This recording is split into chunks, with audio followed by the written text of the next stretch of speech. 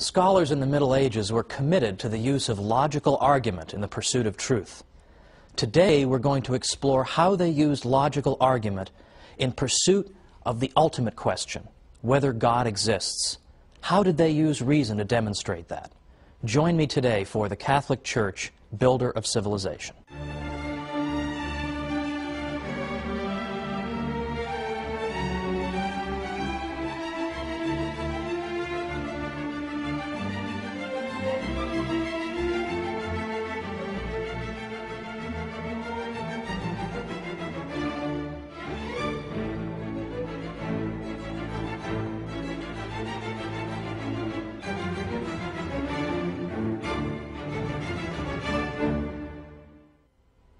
Welcome to the Catholic Church, Builder of Civilization.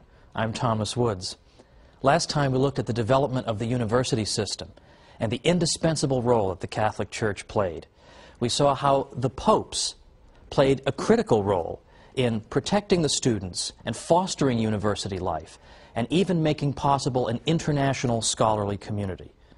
Now, these days, unfortunately, the Church is rarely, if ever, given credit for these things, but I assure you, everything I'm telling you is based on sources that are easily consulted.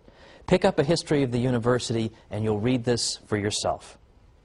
Today, I want to pursue this avenue of inquiry even further. I want to introduce some important personalities and look at things they did and said, and the questions they pursued.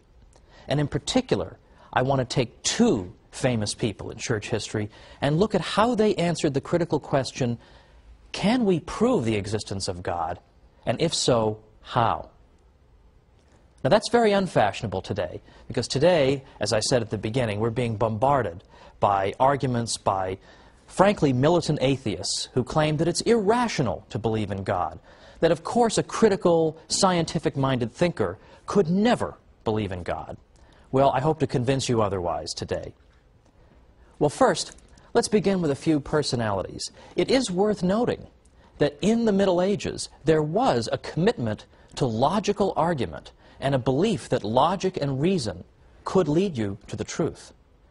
In fact, Pope John the 21st wrote a book on logic, and his textbook was used for centuries afterward and went through 166 printings. Very, very few books go through that many printings. And here is a pope, a future pope, writing a book of that nature.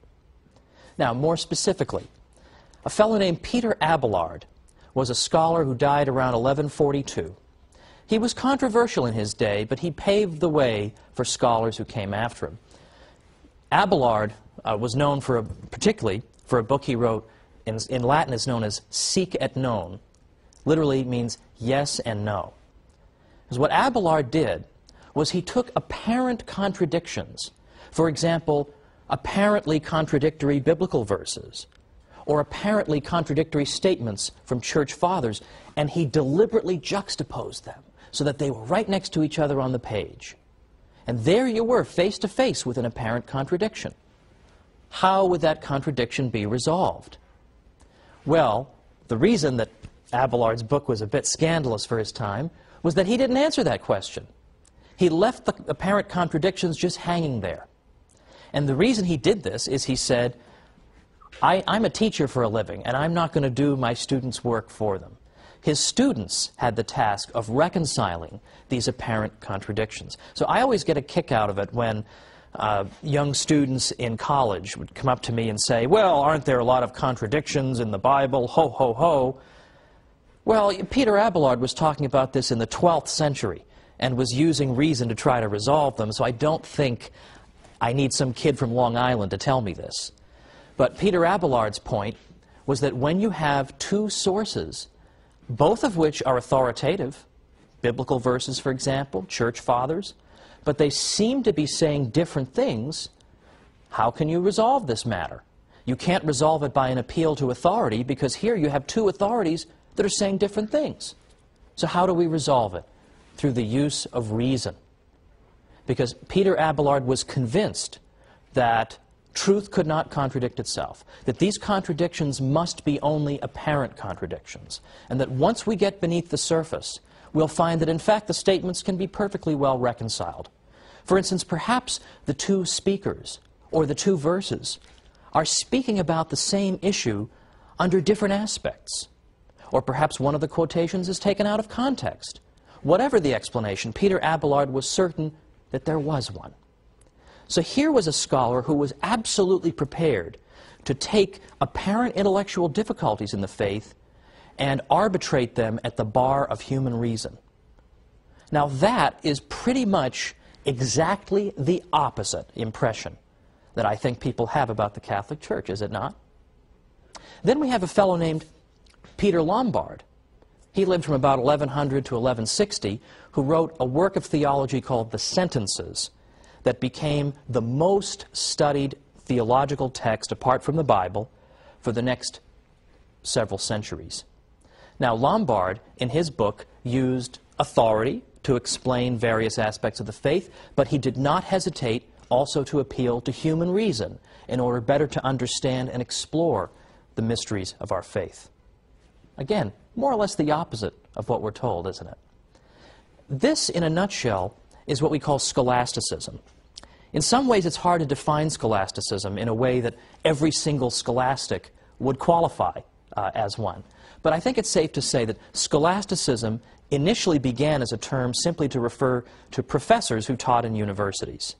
Now, right away, that would exclude St. Anselm, because he didn't teach in a university, but he was a scholastic. So it doesn't always work. But beyond that, the scholastics typically were interested in the use of reason in order to understand better and to defend the Catholic faith. They believed that there was no contradiction between reason and faith, and that if there appeared to be one, then we had simply misused our reason, we had not correctly argued the matter, or we simply understood some aspect of the faith. But the two could not contradict each other.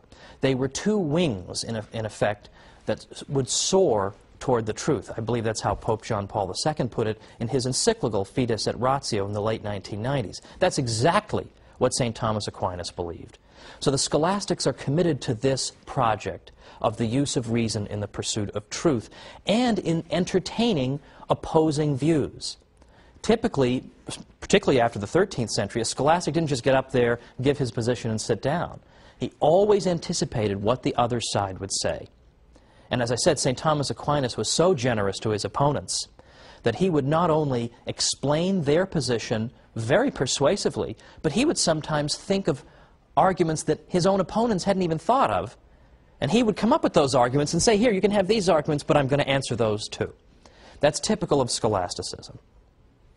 Well, let's look at a well-known early scholastic, a figure we've looked at briefly already, St. Anselm. He's a very early scholastic. He dies around 1109. St. Anselm was interested in this question: does God exist, and can we prove that God exists? Now, it's true, over the course of his career, St. Anselm asked and answered a great many questions. But this one, perhaps more than any other, established him as a philosopher, because even if people didn't accept his argument, from then on, people at least had to reckon with it one way or the other. You had to at least show why you didn't agree with him. St. Anselm, in effect, argued as follows. It's just a very few steps that he took to try to prove through reason alone that God exists. And his first claim is as follows, that regardless of whether you agree with me that God exists, we can certainly agree on a definition of God. God is the greatest conceivable being. God is that than which nothing greater can be conceived. That was how he put it. So there's our first statement. God's the greatest conceivable being. Our second statement is the greatest conceivable being has to be absolutely perfect, has to be perfect in every way, has to possess every possible perfection. I don't think that's particularly controversial. That follows from the first statement. Now, the third statement goes like this. It's more perfect if you exist both in reality and in the mind than if you exist only in the mind. Now, that might sound a little tricky, so I'll give you a good example.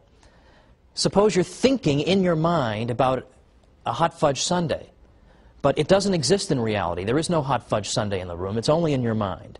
I think we would all agree that that hot fudge sundae is not as perfect